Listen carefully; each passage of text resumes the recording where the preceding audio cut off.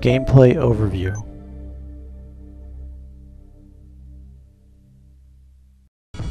So, I'll be honest here at the beginning and say that discussing gameplay of any game is not exactly the easiest thing to do. Hoping that in this case, having some video to support what I'm talking about will assist. But in Line of Contact, there are two primary objectives within the game: destroying enemy VTs and capturing enemy VT bases, both of which work towards the same goal. Everything within Line of Contact revolves around a system of sortie points for keeping track of the current mission status.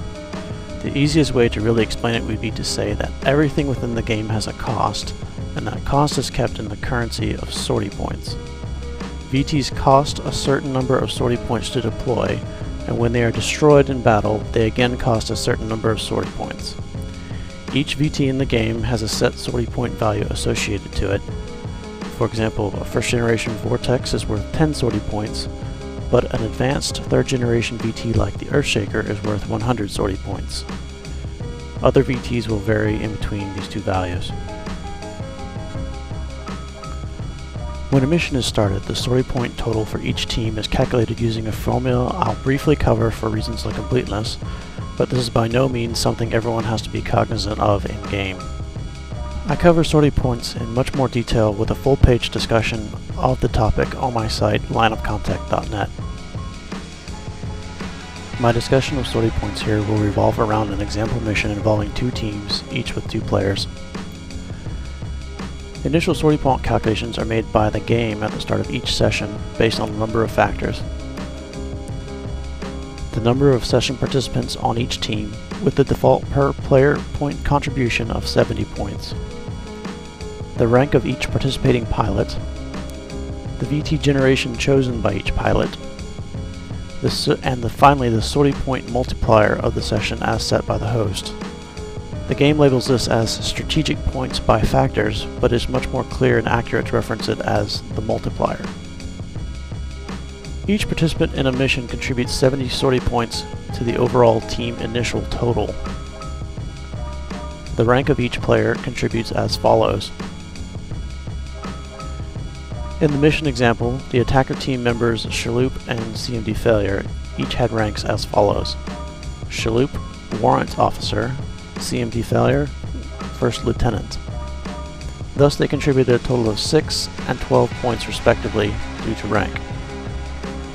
Since both pilots took second generation VTs, they each contributed an additional 30 points apiece to the initial team sortie total. Based on this, the attacker team would have had a total sortie contribution of 218 points to start. However, for this particular session, a multiplier of 2.3 was chosen. This resulted in the initial total sortie point tally of 501 for the attacker team. When players initially sortie into a session, they are essentially buying their VT spawns against the team total. Each VT has a sortie point value associated to it. In our example mission, the attacker team is fielding a Jarlax C and a Jarlax NSR. The Jarlax C has a sortie point value of 50 sortie points, and the NSR is 60. Watch the team's sortie point total decrease as the VTs are fielded.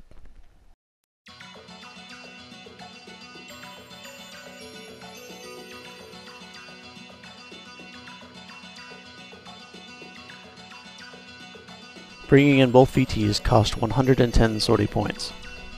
As you can see, the attacker's sortie total is now 391 points, 110 less than the starting total.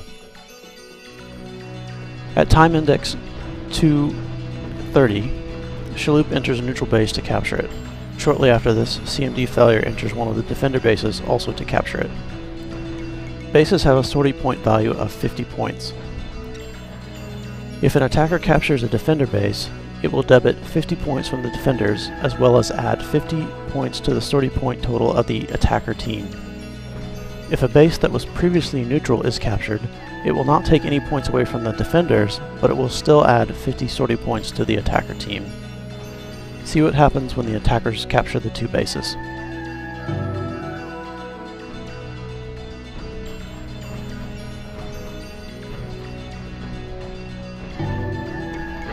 When LOC captures the neutral base, it adds 50 points to the attacker team, but the defender team's sortie points are unaffected. However, when CMD failure captures the defender base, it takes away 50 points from the defender's sortie total, as well as adding another 50 points to the attacker total. Note that the defender's sortie total is now 344, and the attackers have increased to 491. Of course, the defender base capture did not go unnoticed by the two defenders, and they immediately begin a retaliation against the attacking NSR of CMD failure, eventually resulting in its destruction.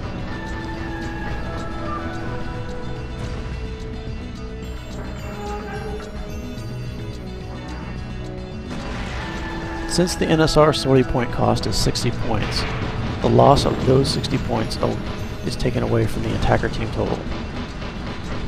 CMD failure still had VTs available, and the team sortie was sufficient to allow him to re-sortie. In doing so, he again debits another 60 points from the sortie point total for his attacker team.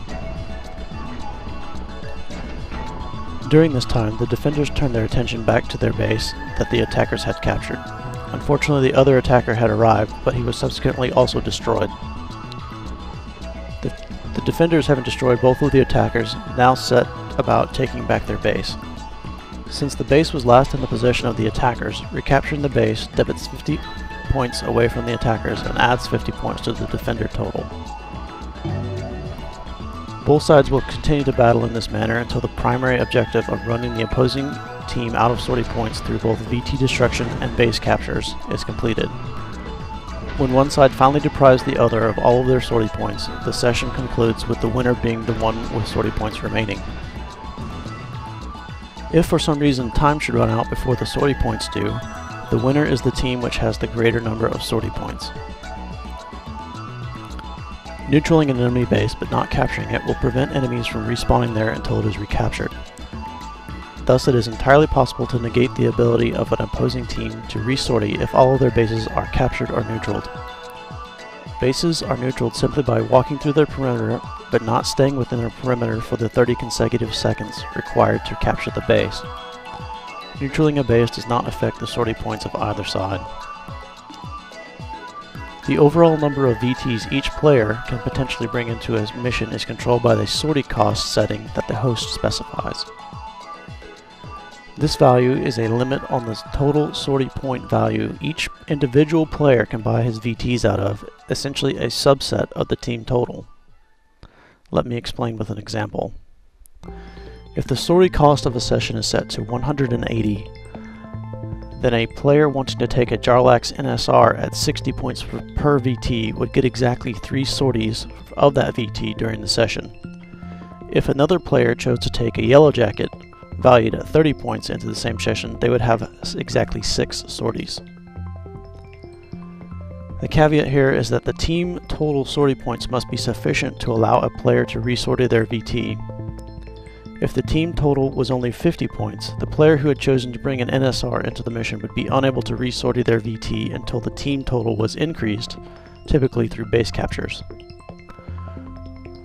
The moral here is, if you bring an expensive VT, based on the sortie cost set by the room host, you may only get 1 or possibly 2 sorties of the VT versus someone else who may have chosen a less expensive model and would then potentially have more chances to respawn.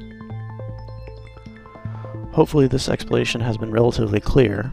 Just keep in mind the following points.